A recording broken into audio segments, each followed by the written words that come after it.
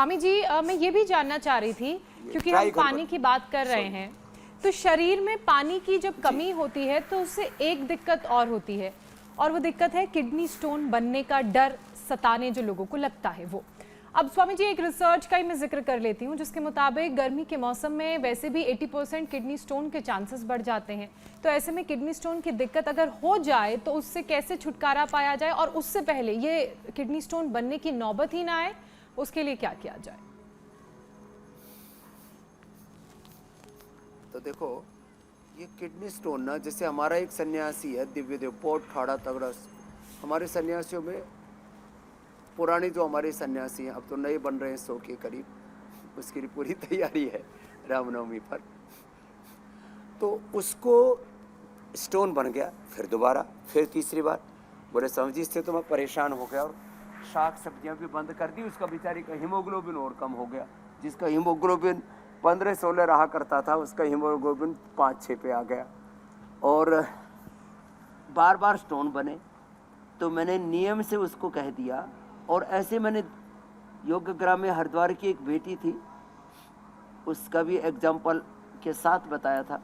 उसको बार बार kidney stone बनता था, तो उसने यही किया, क्या, जो गोखरू और कुलथ जो सबको उपलब्ध हो जाता है, गोखरू सब जगह हमने उपलब्धि करा दिया, उसका काढ़ा हमने इसमें उपलब्ध करा दिया सबको पूरे देश में। जो गोखरू और कुलथ ये 20-20 ग्राम ले लें और करीब 2 लीटर पानी में पका लें, आधा लीटर बच जाए तो थोड़ा थोड़ा करके 3 बार पी लें, या सुबह सुबह ही ये पानी पी लिया पूरा, और उससे फिर ये बार बार किडनी स्टोन फॉर्मेशन वाली प्रॉब्लम नहीं होगी। ये बहुत बड़ी बात है।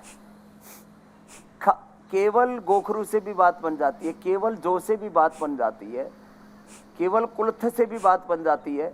आप ऐसा भी कर सकते हैं, जब जिनको बहुत ज़्यादा बार बार किडनी स्टोन फॉर्मेशन की प्रॉब्लम होती है, तो वो ऐसा भी कर सकते हैं कि एक दिन जौ का पानी पी लिया, एक दिन गोखरू का, एक दिन कुल्थ की दाल का सूप टाइप बना करके ले लिया, उसमें हल्का सा सेंधा नमक और थोड़ा हींग का छोंक जरूर लगाए। तो मैंने तो सबसे कठोर धातु दुनिया की मानी जाती है हीरा, डायमंड, उसको भी उससे भस्म किया हुआ है। ये तो अनुभूतिक सत्य है, रियल वर्ल्ड एविडेंस है। तो इससे, और ये पत्थर चटा जो हम दिखा रहे, इससे भी पत्थरी से बच जाते हैं, पत्थर चटा से, वरुण छाल से भी, पंचत्रीर मूल से भी।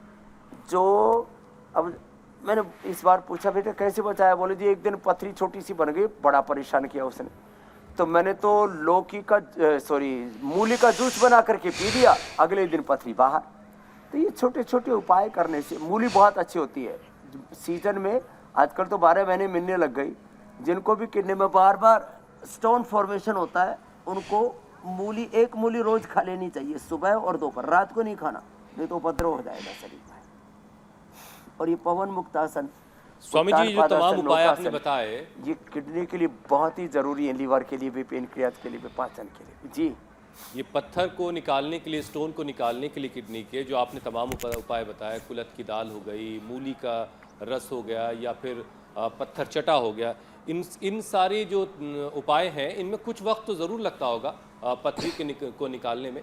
लेकिन बहुत सारे पेशेंट स्वामी जी ऐसे होते हैं, जब पथरी उनको होती है तो बहुत ज़्यादा दर्द उनको होता है, तकलीफ बहुत होती है, नाकाबिले बर्दाश्त दर्द जिसे कहते हैं वो होता है। तो इंस्टेंट दर्द से राहत पाने का कोई उपाय है आपके पास? देखो, ये यहाँ से दबाएं, ऐसे ये दोनों हाथों में, तुरंत राहत हो जाती है दर्द में। पेन किलर की जरूरत ही नहीं पड़ती, हथेली के बीच में, हाथों में भी और पैर में भी, ये दोनों जगह से दबाएं, हाथों में, पैर में। और जो है इंस्टेंट राहत के लिए अश्वरीहर रस, ये पाउडर है जिसमें मूलिक क्षार से लेकर के यवक क्षार, ये सब हम मिला करके तैयार करते हैं, उससे तुरंत राहत मिल जाती है। और ये पत्थर चटा, ये मेरा 1-2 पर नहीं, सैकड़ों पर अनुभव है। और फिर किसी को देखो बहुत एक्यूट पेन हो गया, तो फिर उसको पेन किलर की इंजेक्शन आदि लगाने ही पड़ते हैं, वो अपवाद की स्थिति हो गई। और पेन ही उससे, आप जब वो पथरी हिलती है ना, दरअसल उस समय वो दर्द होता है। तो आखिर जब तक वो निकलेगी नहीं तब तक तो जब वो एक जगह जमी रहती है तब तो दर्द होगा नहीं। मूवमेंट होने पर दर्द होता है, तो मूवमेंट के समय फिर जो चारों तरफ उस जो हमारी वहाँ के पेन को महसूस कराने वाले जो तंत्र है उसको वो शून्य कर देती है थोड़ी देर के लिए पेन किलर, तो उससे राहत मिल जाएगी। बाकी तो परमानेंट उपचार ही ठीक है। एक परेशानी स्वामी जी और है किडनी की, क्रेटिनिन लेवल का बढ़ जाना, और थायराइड की वजह से भी क्रेटिनिन जो है वो तेज़ी से बढ़ता है। तो इसका भी उपाय बता दीजिए कि क्रेटिनिन को कैसे कंट्रोल करें और साथ साथ थायराइड को कैसे काबू किया जाए। तो देखो, थायराइड के लिए तो एक तो सर्वांगासन,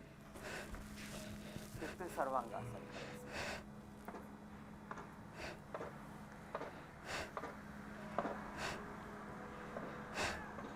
ये थोड़ा 1-2 मिनट तक लगातार करना पड़ेगा। सर्वांगासन, फिर ये मत्स्यासन,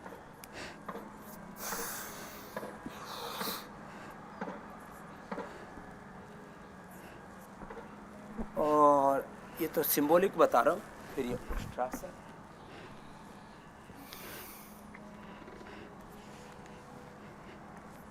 और तो इतना भी ना कर पाए तो अर्धउष्ट्रासन। 10-20 सेकंड से शुरू करके 1-2 मिनट तक एक एक अभ्यास करना है। फिर सिंहासन, फिर उज्जाई, थोड़ा होल्ड करके रोक 10-20 सेकंड, फिर छोड़ना।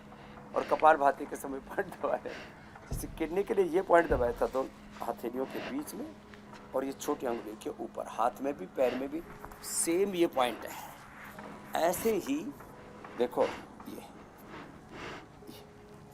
तो थायराइड के साथ साथ जो है ना सबसे ज़्यादा बढ़ता है बीपी और शुगर बढ़ने से, स्ट्रेस बढ़ने से, और बहुत ज़्यादा जो टॉक्सिक फूड खाते हैं। अब लोगों को पता तो है नहीं, ऐसे सोचते हम तो ऐसे, ये तो सब सरकार के कानून बने हुए, नियम बने हुए हैं, और उसी के अकॉर्डिंग तो सब लोग हमको ये जंक फूड, फास्ट फूड जिसको बोलते हैं, ये सब मॉडर्न फूड जो है वो खा रहे हैं।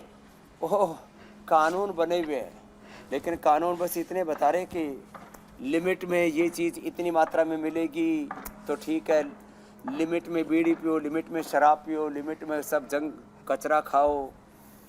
लेकिन बात तो गंदी चीज़ खाना ही क्यों, पीना ही क्यों, उधर नहीं जाना। तो सबसे ज़्यादा बीपी और शुगर से बढ़ता है। तो बीपी और शुगर के लिए एक तो ये मंडूकासन, योग मुद्रासन, तो शुरू से ही हमने बताए ये दोनों अभ्यास, और पवन मुक्तासन। और किसी को बीपी भी बढ़ा हुआ तो उसके लिए मरकटासन और कर ले। तो ये आज का योगाभ्यास किडनी के लिए भी हो गया, और साथ साथ में बीपी और शुगर भी इन्हीं अभ्यासों से नियंत्रित हो जाते हैं। बस जी, बीपी के लिए एक तो शवासन, संकल्प पूर्वक देह को शिथिल छोड़ देना, और एक है मरकट आसन। ये तो थोड़ा सा फ्लेक्सिबिलिटी जिनको होती है वही कर पाते हैं, ऐसे मरकट आसन ऐसे। और एक जो है ये बड़ा ईजी है, ये तो सभी करते हैं, यथाशक्ति ऐसे कर लेंगे। तो बीपी और शुगर का भी सबसे बड़ा दुष्प्रभाव किडनी पर पड़ता है जी। बाकी जो बहुत ज़्यादा नमक खाते हैं उनकी भी किडनी पर बुरा असर पड़ता है। जंक फूड, फास्ट फूड तो मैंने बोला ही है। इन चीज़ों से बचेंगे तो हमारे लिए ही नहीं, हमारे जाने के बाद भी 2-3 पीढ़ियों तक किडनी काम आ सकती है। फिर एक और दिक्कत है ना, ये किडनी में ना एक और है, स्टोन बहुत, स्टोन के साथ साथ ना गांठ बहुत हो रही है, पॉलीसिस्टिक किडनीज। फिर पूरे शरीर में सूजन आ जाती है, वो भी गोखरू और पुनर्नवा से ठीक हो जाती है। पुनर्नवा और गोखरू का दोनों का ही काढ़ा हम उपलब्ध कराते हैं लोगों को, अश्वरियर को आज भी उपलब्ध कराते हैं, वृक्कदोषर को आज भी उपलब्ध कराते हैं। तो ये कपालभाति लंबे समय तक करें, 1-1 घंटा और 1-1 घंटा लोग, बस ये 2 ही करें, बाकी योगाभ्यास करने की जरूरत नहीं। स्वामी जी, किडनी के साथ साथ अंदर का सिस्ट भी डिजोल्व हो जाता है। सिस्टोग्रिट खाली पेट, काचना और वृद्धिवादी का पुनर्नवादी खाने के बाद ले लें तो किडनी के अंदर ये जो सिस्ट वाली प्रॉब्लम है, पॉलीसिस्टिक किडनी है, ये भी ठीक हो जाता है। बस ये कहना चाहता हूँ। कुछ पूछ रहे थे पहले?